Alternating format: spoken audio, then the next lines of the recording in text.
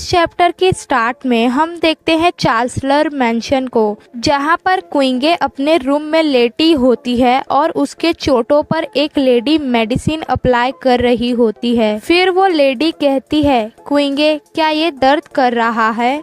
ये सुनने के बाद क्विंगे कहती है, आंटी यू ये दर्द नहीं कर रहा। फिर आंटी यू बड़े प्यार से कहती हैं, पागल लड़की तुम आराम करो, मैं पानी वगैरह बदल देती हूँ। आंटी यू को जाते हुए देख क्विंगे मन में सोचती है, इस पूरे मूव फैमिली में अगर किसी पे भरोसा किया जा सकता है तो वो केवल आंटी यू ही हैं। उन्हें इस तरह से परेशान देखकर मुझे भी बहुत बुरा लग रहा है। क्विंगे उठकर बैठ जाती है और अपने गालों पर हाथ रखते हुए मन में कहती है, तो लगता है कि इसका जीवन इस मूव फैमिली में आसान नहीं था, इसीलिए तो इसे इतनी ज्यादा चोटें लगी हैं। तभी क्विंगे अपने हाथ को देखती है तो उसे पता चलता है कि उसके हाथ पे पाउडर लगा है।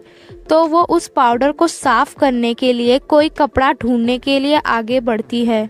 फिर क्विंगे अपने मेकअप करने वाले सामान वगैरह को देखकर मन में कहती है, लगता है कि मैं बहुत गरीब हूँ। और जब क्विंगे खुद को आईने में देखती है तो वो कहती है, ये क्या, मैं तो एक गंदी बिल्ली के जैसी दिख रही हूँ। मेरे चेहरे पे इतनी मोटी मेकअप की परत है। कोई हैरानी की बात नहीं कि लोग मुझसे नफरत करते हैं, क्योंकि मैं तो इतनी भयानक लग रही हूँ। मुझे पहले खुद को साफ करना चाहिए। फिर क्विंगे पास ही पड़े टेबल पे के कपड़े को उठाकर अपने मुंह को अच्छी तरह से साफ करती है।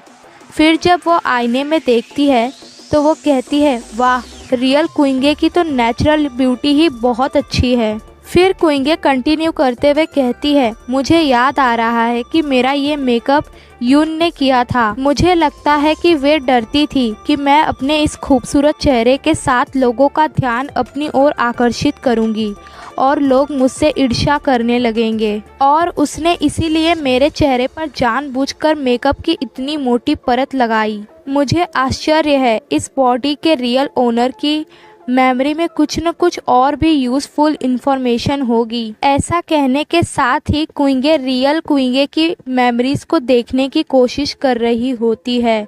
तभी क्विंगे कहती है, हैं, इसकी मेमोरी में तो मुझे बस फोर्थ प्रिंस ही दिख रहा है। ऐसा कहने के साथ क्विंगे अपने सर को जोर जोर से झटकने लगती है। फिर क्विंगे नॉर्मल हो जाती है और कहती है, कितना बेकार है ये, लगता है मुझे यूजफुल इंफॉर्मेशन खुद ढूंढनी होगी और मुझे पैसा कमाने और जमा करने के तरीके भी ढूंढने होंगे, वरना मैं ऐसे कैसे यहाँ जिंदा रह सकती हूँ। फिर हमारा सीन शिफ्ट होता है 3 दिन बाद, वो भी शहर के बाजारों में। क्विंगे उन बाजारों को देखते हुए कहती है, ये सड़कें पूरी तरह से हमेशा व्यस्त रहती हैं। कोई भी मुझे इस कपड़ों में पहचान नहीं पाएगा। एक्चुअल में गाइस क्विंगे खुद का एक बॉय की तरह गेटअप बनाकर मार्केट में घूम रही है। फिर क्विंगे एक शॉप पर जाती है और वहां पर खड़े होकर सामान देखने लगती है।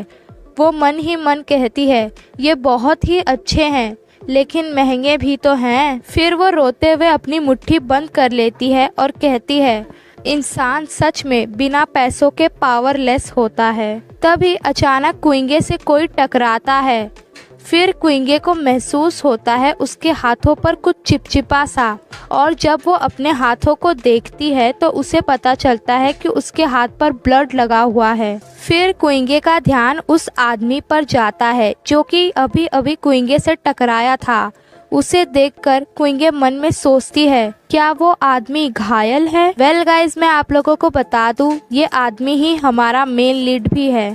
फिर हमारा मेल लीड एक गली जैसी जगह में घुस जाता है और वहाँ पर छुपकर खड़ा हो जाता है। क्विंगे उसके पीछे पीछे उस जगह तक आ जाती है और वो भी उसे छुपकर देखने लगती है, लेकिन हमारे मेल लीड को इस चीज का अंदाजा हो जाता है, इसीलिए वो अचानक क्विंगे को पकड़कर अपनी ओर खींचते हुए घुमा देता है, जिससे कि क्विंगे के बाल का रिबन निकल जाता है और हमारे मेल लीड को पता चल जाता है कि वो एक लड़की है। ये जानते ही हमारा मेल लीड फटाक से कुइंगे के गले को पकड़ लेता है। इससे पहले कि वो कुइंगे से कुछ पूछ पाता, उसके पीछे पड़े गुंडे वहां आ जाते हैं। उनमें से एक गुंडा बाकियों को ऑर्डर देता है कि उसे हर जगह ढूंढो। ये सुनते ही हमारा मेल लीड कुइंगे को अपने करीब खींचता है और उसके मुंह को बंद कर देता है ताकि वो कुछ चिल्ला न पाए। क्योंकि कुइंगे हमारे मेल लीड के बेहद करीब होती है, इसीलिए उसका दिल जोरों से धड़क रहा होता है। तभी एक गुंडा कहता है,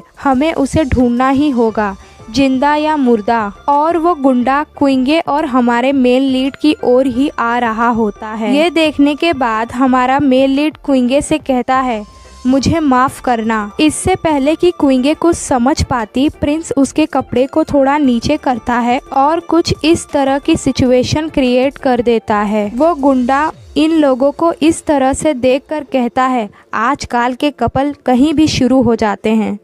फिर वो गुंडा कंटिन्यू करते हुए बाकियों से कहता है, चलो कहीं और चलकर ढूंढते हैं। कुइंगे हमारे मेल लीड के इस हरकत से बहुत ज्यादा गुस्सा हो जाती है और अपनी टाइट मुट्ठी बनाकर कहती है, तुम बास्टर्ड, मैं तुम्हें मार डालूंगी। तो कुइंगे हमारे मेल लीड से कैसे बदला लेगी, ये आपको पता चलेगा अगले चैप्टर में, जो कि जल्द ही आएगा। तो इस वीडियो को लाइक कीजिए, शेयर कीजिए और प्लीज सब्सक्राइब कर लीजिए।